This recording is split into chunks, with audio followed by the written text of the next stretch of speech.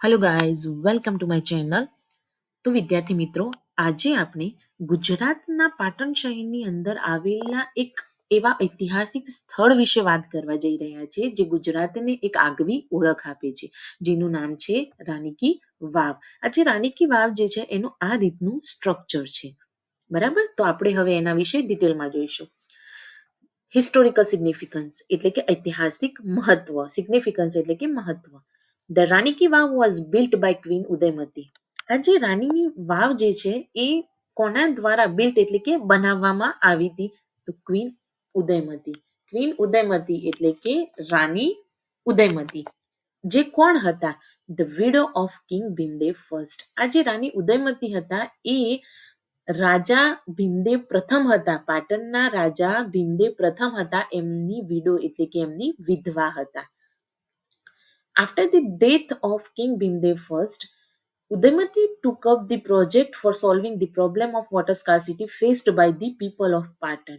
હવે જ્યારે આ રાજા ભીમદેવ પ્રથમ હતા એમના મૃત્યુ પછી, આફ્ટર ધી ડેથ એટલે કે મૃત્યુ, આફ્ટર એટલે કે પછી, તો આ રાજા ભીમદેવ પ્રથમ હતા એમના મૃત્યુ પછી ઉદયમતી ટુક અપ ધી પ્રોજેક્ટ. આ જે પ્રોજેક્ટ હતો વાવ બનાવવાનો, એને રાણી ઉદયમતી હાથ ધરે છે. શેના માટે? For solving the problem of water scarcity. જે પાણીની સમસ્યા જે હતી, જે faced by the people of Patan, પાટણના લોકો દ્વારા જે પાણીની જે તંગીને સહન કરવી પડતી હતી, બરાબર, એ જે પ્રોબ્લેમ હતો એને સોલ્વ કરવા માટે રાણી ઉદયમતીએ આ રાણી કી વાવ બનાવવાનો જે પ્રોજેક્ટ જે છે એને હાથ ધર્યો હતો. She got the vow constructed between 1022 to 1063 Anno Domini. તો આ જે રાણી ઉદયમતી હતા એમને આ વાવને ક્યારે બનાવી? તો 1022 થી 1063 અન્નો ડોમિની નો જે સમય હતો એ વખતે આ વાવને બનાવવામાં આવી હતી. હવે અન્નો ડોમિની એટલે જો આપણે બે હોય છે, બિફોર ક્રિસ્ટ અને અન્નો ડોમિની. તો ભગવાન ઈસુ ખ્રિસ્ત હતા, એમના જન્મ પહેલાનો જે સમય જે છે એને બિફોર ક્રિસ્ટ કહેવાય, અને એમના જન્મ પછીનો જે સમય જે છે એને અન્નો ડોમિની કહેવાય. તો આ જે વાવ જે છે એ 1022 થી 1063 અન્નો ડોમિનીની વચ્ચે કન્સ્ટ્રક્ટ એટલે કે બનાવવામાં આવી હતી.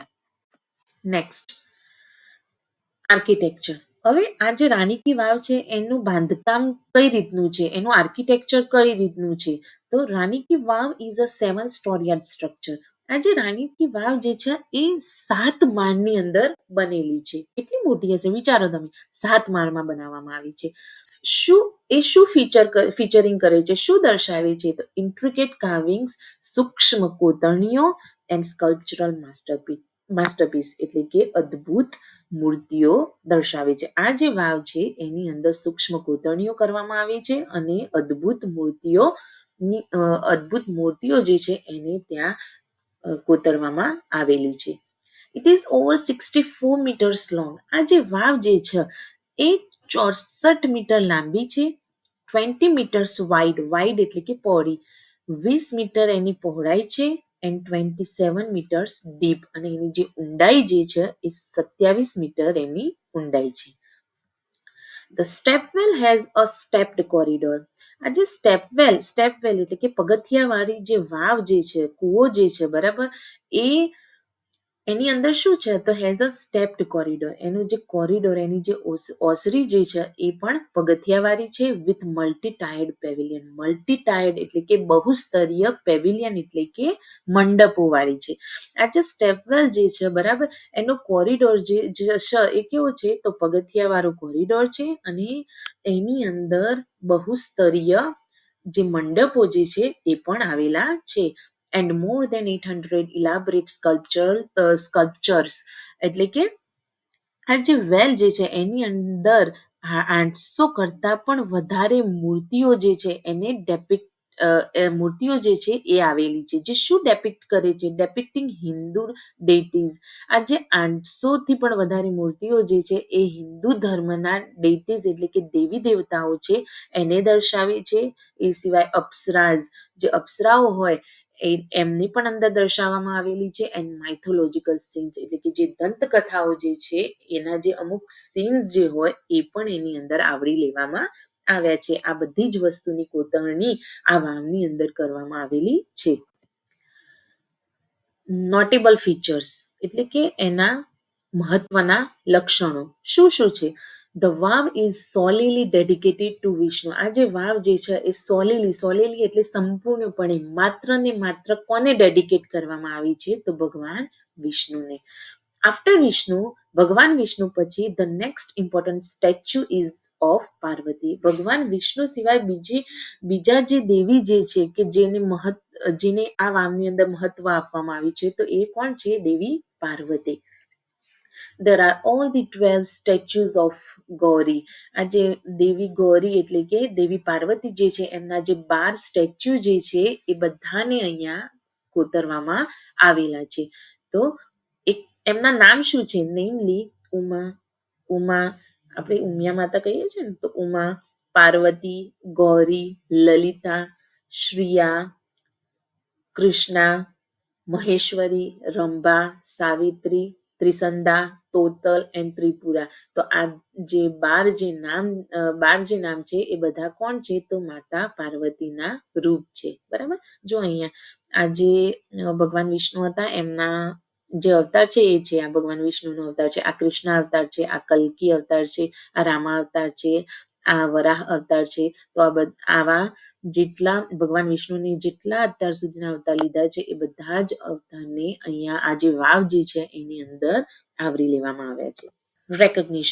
રેકગ્નિશન એટલે કે ઓળખ. તો આ જે રાણી કી વાવ જે છે એ it was added to the UNESCO world heritage site list in 2024.